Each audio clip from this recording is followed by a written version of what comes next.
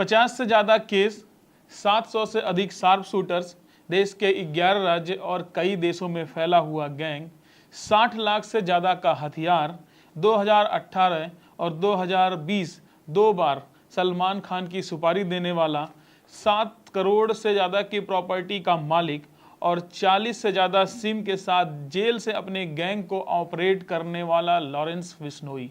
कौन है ये लॉरेंस बिश्नोई, इस वीडियो में आगे जानेंगे। कुछ थ्योरीज कहती हैं लॉरेंस बिश्नोई अपने राजनीतिक हार का बदला लेने के लिए इस जुर्म की दुनिया में आया, तो कुछ थ्योरीज कहती हैं गर्लफ्रेंड की मौत का बदला लेने के लिए जुर्म की दुनिया में लॉरेंस बिश्नोई आया। कौन है लॉरेंस बिश्नोई, कहाँ तक फैला हुआ है उसका गैंग और अपने गैंग को बढ़ाने के लिए कैसे वो गुर्गों को शामिल करता है और किस तरह से ये गैंग आमदनी करती है, इनका मुख्य स्रोत क्या है पैसे का, ये जानेंगे इस वीडियो में। नमस्कार, मैं ब्रिजेंद्र कुमार, आप देख रहे हैं भारत एक नई सोच। 22 फरवरी 1992 को पंजाब के फिरोजपुर में एक दंपति के घर एक लड़का पैदा होता है। लड़का बेहद गोरा चिट्टा होता है, इसलिए लड़के की मां ने उसका नाम लॉरेंस रख दिया। लॉरेंस एक क्रिश्चियन नाम है और लॉरेंस का मतलब होता है बेहद ही गोरा। लड़के के पिताजी एक कांस्टेबल थे। ये लड़का था लॉरेंस बिश्नोई। 12वीं तक की पढ़ाई लॉरेंस ने आबोहर जिला में किया, जहां उनके पिताजी रहते थे। इसके बाद अपनी आगे की पढ़ाई एलएलबी करने के लिए वो चंडीगढ़ के डीवी कॉलेज में चले जाते हैं। चंडीगढ़ के डीवी कॉलेज में ही उसकी मुलाकात होती है उसके साथी गोल्डी बरार से, और चंडीगढ़ के डीवी कॉलेज में एलएलबी करने के दौरान ही लॉरेंस बिश्नोई की राजनीति में रुचि बढ़ती है। कौन है गोल्डी बरार, अब ये जान लेते हैं। गोल्डी बरार का असली नाम है सतिंदरजीत सिंह। कनाडा स्थित एक ये गैंगस्टर है और पंजाब के फरीदकोट में इसका जन्म हुआ था। इसके ऊपर हत्या का प्रयास, मादक पदार्थों जैसे ड्रग्स इत्यादि की स्मगलिंग का इसके ऊपर आरोप है और इसके ऊपर $50,000 का इनाम है। अब बात करते हैं कि लॉरेंस बिश्नोई जुर्म की दुनिया में कैसे आया। लॉरेंस बिश्नोई जब चंडीगढ़ के डीवी कॉलेज में एलएलबी कर रहा था, तभी उसका राजनीति में रुझान बढ़ता है। रुझान बढ़ने के साथ वो एक अपना राजनीतिक दल बनाता है, student organisation of Punjab university. इस ऑर्गेनाइजेशन के साथ वो मिलकर चुनाव लड़ता है और चुनाव लड़ने के दौरान वो चुनाव में हार जाता है। हार जाने के बाद खुंदस में आकर के वो एक पिस्टल खरीदता है और जीते हुई पार्टी के साथ जब मुठभेड़ होती है तो वहाँ पर वो गोली चला देता है। गोली चलाने के बाद ही उसके ऊपर पहला केस दर्ज होता है। एक थ्योरी ये भी कहती है कि अबोहर में स्कूली शिक्षा के दौरान लॉरेंस बिश्नोई की एक गर्लफ्रेंड हुआ करती थी। लॉरेंस बिश्नोई की उस लड़की से काफ़ी प्यार था और दोनों शादी भी करना चाहते थे, लेकिन राजनीतिक हार के बाद लगातार हो रही मुठभेड़ में उसकी गर्लफ्रेंड का मर्डर हो जाता है और अपनी गर्लफ्रेंड के मर्डर का बदला लेने के लिए ही लॉरेंस बिश्नोई इस जुर्म की दुनिया में कूद पड़ता है। अब तक लॉरेंस बिश्नोई को इन छोटे मोटे मुठभेड़ और अपराध में मजा आने लगा और उसके मन में ख्याल आने लगा डॉन बनने का। डॉन बनने के लिए उसने अपने एक गैंग बनाने की सोची और गैंग बनाने के लिए उसने खिलाड़ियों और पुलिसकर्मियों के बच्चों को इकट्ठा किया और एक छोटी सी गैंग बना ली और इस गैंग ने धीरे धीरे पंजाब में और उसके बाद हरियाणा में अपना पैर पसार लिया। लॉरेंस बिश्नोई पर पहला एफआईआर हत्या के प्रयास का था, दूसरा एफआईआर 2010 में घर में जबरन घुसने का था और तीसरा एफआईआर 2011 में मारपीट और फ़ोन की चोरी का था। ये सारे एफआईआर जो थे वो इनके स्टूडेंट करियर में ही हो गए थे। इसके बाद लॉरेंस बिश्नोई यही नहीं रुका, उसके हौसले और बढ़ गए और उसका नाम तब हुआ जब 2018 में संपत नेहरा नाम के एक व्यक्ति को उसने सलमान खान की मारने की सुपारी दी। इसके बाद 2020 में एक व्यक्ति पकड़ा गया जिसका नाम था राहुल उर्फ बाबा और इसको भी सुपारी मिली थी सलमान खान को मारने की। दोनों ने कबूला कि उन्हें सुपारी देने वाला लॉरेंस बिश्नोई था। 2022 में लॉरेंस बिश्नोई ने जिम्मेदारी ली थी पंजाबी कलाकार सिद्धू मूसेवाला को मारने का और इसके बाद उसके हौसले इतने बढ़ गए कि 2023 में उसने पंजाबी सिंगर गिप्पी गेरेवाल के घर पर भी फायरिंग कराई थी। उसके बाद 2023 में करड़ी सेना के अध्यक्ष सुखदेव सिंह गोगामेडी को जयपुर में और इसके ठीक 10 महीने बाद बाबा सिद्दीकी पूर्व मंत्री महाराष्ट्र के जो रह चुके हैं उनकी हत्या की जिम्मेदारी भी लॉरेंस बिश्नोई ने ली है। तो ये है लॉरेंस बिश्नोई के अपराध का कच्चा चिट्ठा जो अभी हमने आपके सामने रखा। और लॉरेंस बिश्नोई इस समय गुजरात के साबरमती जेल में बंद है। और दैनिक जागरण की एक रिपोर्ट हमने पढ़ी तो उसमें देखा, ये पाया कि उस रिपोर्ट की माने तो साबरमती जेल में जिस सेल में उसको रखा गया है उसको बेहतरीन सुविधाएं दी जा रही हैं। और वहाँ पर उस सेल में एक बड़ा सा गार्डन भी है जहाँ पर लॉरेंस बिश्नोई आराम से घूमता है और अपना काम करता है। अब समझते हैं कि लॉरेंस बिश्नोई के गुर्गे कहाँ कहाँ फैले हैं और वो अपनी आपराधिक गतिविधियों को किन किन राज्यों में अंजाम दे रहा है। इसके साथ ही दुनिया के किस किस कोने में उसके गुर्गे फैल कर उसके आपराधिक कृत्यों को अंजाम दे रहे हैं। तो समझते हैं। पंजाब, हरियाणा, राजस्थान, मध्य प्रदेश, दिल्ली एनसीआर, बिहार, वेस्ट बंगाल, उत्तराखंड, महाराष्ट्र, झारखंड व गुजरात, ये भारत की बात है। यहाँ पर उसने लॉरेंस बिश्नोई ने अपने पैर जमा लिए हैं। इसके साथ ही साथ विदेश में जाएं तो कनाडा, यूएसए, अजरबैजान, पुर्तगाल, यूएई और रसिया में लॉरेंस और गोल्डी बरार के जो गुर्गे हैं ये लोग उनकी आपराधिक गतिविधियों को अंजाम दे रहे हैं।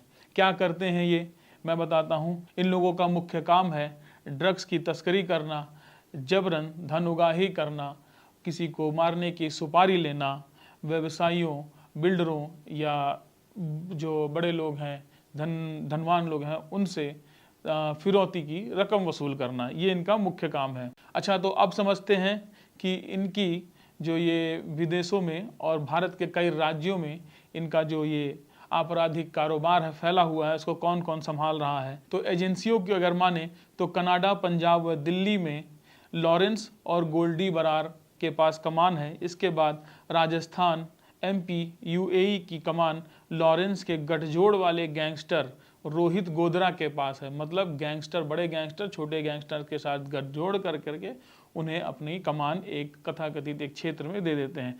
पुर्तगाल, यूएई, दिल्ली एनसीआर, महाराष्ट्र, बिहार, वेस्ट बंगाल की कमान लॉरेंस का भाई अनमोल बिश्नोई के पास है। वहीं हरियाणा और उत्तराखंड की कमान काला जठेड़ी के पास है। लेकिन ये सभी अपने अपने इन क्षेत्रों को संभालते हैं और बाद में रिपोर्ट देते हैं लॉरेंस बिश्नोई को। आइए समझते हैं कि लॉरेंस बिश्नोई अपने गुर्गों को कैसे तलाशता है। अपने गुर्गों की तलाश करने के लिए वो टारगेट करता है गरीब और ख़ास करके नाबालिग या युवा वर्ग के लड़कों को। इसके लिए वो इंटरनेट का सहारा लेता है। इंटरनेट के कई सोशल मीडिया प्लेटफॉर्म पर वो एक हैंडल बनाता है जिसका नाम होता है दुर्लभ कश्यप। अब पहले जान लेते हैं दुर्लभ कश्यप कौन है। एमपी के मलावा में वर्षों पूर्व देश का सबसे कम उम्र का खूंखार गैंगस्टर दुर्लभ कश्यप की तूती बोलती थी। उम्र से ज़्यादा दुर्लभ कश्यप के ऊपर कई सारे केस दर्ज थे। दुर्लभ कश्यप और उसके गिरोह के जो सदस्य थे वो आंखों में सुरमा, माथे पे लाल तिलक और गले में गमछा डालकर चलते थे। उनका नारा होता था महाकाल। उसी तर्ज पे लॉरेंस का भी एक नारा है, वो बोलता है जय बलकारी। 2001 में पैदा हुआ दुर्लभ कश्यप महज 20 साल की उम्र में 2020 में उज्जैन में अपने विरोधी रमीज के साथ गैंग वॉर में मारा जाता है। लेकिन अभी भी दुर्लभ कश्यप इंटरनेट पे जिंदा है। उस वक्त भी दुर्लभ कश्यप से युवा बड़े जल्दी फॉलो हो जाते थे और उसकी आपराधिक गतिविधियों में शामिल हो जाते थे बड़े बड़े गैंगस्टर बनने के लिए। सेम वही तरीका यहाँ पर लॉरेंस बिश्नोई ने अपनाया है। दुर्लभ कश्यप के प्रोफाइल से अपने लिए गुर्गे तैयार करता है और युवाओं को मोटिवेट करता है। लॉरेंस बिश्नोई का शिकार आसानी से वो युवा होते हैं जो गरीब होते हैं, जिनके पास शिक्षा का अभाव या रोजगार का अभाव होता है, या तो वो नाबालिग होते हैं जो उसकी इन बातों को समझ नहीं पाते हैं। राज्य सरकारें और पुलिस तो कई सारी योजनाएं बनाती हैं, बड़े बड़े दावे ठोकती हैं कि हम बेरोजगारी को कम करेंगे, शिक्षा सभी को मिलेगी, इन चीज़ों की बात, गरीबी दूर करने की बात, लेकिन वो फेल हो जा रहे हैं। इसका जीता जागता सबूत ये है कि लॉरेंस बिश्नोई जैसे लोग आसानी से इन युवाओं को भड़का करके अपनी गैंग में शामिल करते हैं और उन युवाओं से ऐसे काम, ऐसी हत्याओं का, ऐसी लूटपाट या फिरौती को अंजाम देते हैं। होता क्या है, इन गरीब के घर में कुछ भी नहीं पहुंचता और इनकी किस्मत में जो मिलता है वो होती है सिर्फ जेल। और लेकिन लॉरेंस बिश्नोई का, जैसे मैंने प्रॉपर्टी बताई, लॉरेंस बिश्नोई के पास अभी भी 7 करोड़ से ज़्यादा की प्रॉपर्टी है। अभी हाल ही में बाबा सिद्दीकी की हत्या का केस जो है इंटरनेट पर खूब वायरल हुआ और इसके 4 आरोपियों में से मुख्यतः 3 आरोपी जिनका नाम है धर्मराज कश्यप, गुरमैल सिंह और शिव कुमार, ये 3 गिरफ्तार हुए हैं, जिसमें से धर्मराज कश्यप की उम्र जो बताई जा रही है वो महज 17 साल की है, मतलब कि वो नाबालिग है। धर्मराज कश्यप और शिव कुमार दोनों की माताओं का जो है इंटरव्यू एक सोशल मीडिया पर वायरल हो रहा है। उनके घर की स्थिति दिखाई जा रही है और बताया जाता है, उनकी माँ ने जो बताया वो बताया, धर्मराज कश्यप और शिव कुमार की माँ ने ही बताया कि दोनों भंगार का काम पुणे में करते थे। तो इससे पता चलता है कि लॉरेंस बिश्नोई जैसे लोग किन युवाओं को टारगेट करते हैं, जिनका सोशल बैकग्राउंड या इकोनॉमिक कंडीशन कैसी होती है, इस सारी कहानी से ये पता चलता है। और इसमें सिर्फ लॉरेंस बिश्नोई या किसी की सोशल कंडीशन या इकोनॉमिक कंडीशन को भी दोष नहीं देंगे, हम अपने बॉलीवुड और फिल्म इंडस्ट्रीज़ को भी दोष देंगे उतना ही। क्योंकि मुझे एक कहानी आज इस स्क्रिप्ट को लिखते हुए याद आ रही थी। जब मैं क्लास 12th में था और मैं उसमें इंजीनियरिंग की तैयारी करता था, कोचिंग के बाद हमारे रास्ते में एक छोटा सा स्टेशन पड़ता था, रेलवे स्टेशन, जहाँ पर कोई भी गाड़ी रुकती नहीं थी। हम लोग जा कर के एक सीट पर बैठे हुए थे, बगल में एक लड़का बैठा हुआ बड़ा शांत से था। हमने बातचीत की, हमने पूछा, ऐसे ही बात हुई, तो तुम क्या करना चाहते हो? हमने बताया हम इंजीनियरिंग करना चाहते हैं। और उस लड़के से जब हमने पूछा, वो हमारी ही उम्र का उस वक्त रहा होगा, हमने उससे पूछा तो उसने बोला मैं अंडरवर्ल्ड में जाना चाहता हूँ। उस समय मुझे ज़्यादा समझ में नहीं आया कि ये अंडरवर्ल्ड क्या होता है, लेकिन आज इस स्क्रिप्ट को लिखते ही लिखते अचानक से मुझे वो कहानी याद आ गई कि कैसे उसको इंस्पायर किया था एक फिल्म ने जो उस समय काफ़ी हिट थी, और वो फिल्म थी कंपनी। कंपनी जैसी ही कई फिल्में बाद में हमारी इंडस्ट्री में बनी, जिसने इस अंडरवर्ल्ड की दुनिया को ग्लैमराइज करके दिखाया और उसमें क्रिमिनल्स को एज ए इनोसेंट पेश किया, जिसकी वजह से हमारा युवा वर्ग काफ़ी प्रेरित होता है और इस तरह से ऐसे लोगों के, लॉरेंस बिश्नोई ऐसे लोगों के झांसे में आ करके अपनी ज़िंदगी को बर्बाद करता है। तो खैर, ये वीडियो कैसा लगा आप ज़रूर बताइएगा, कमेंट बॉक्स खुला है।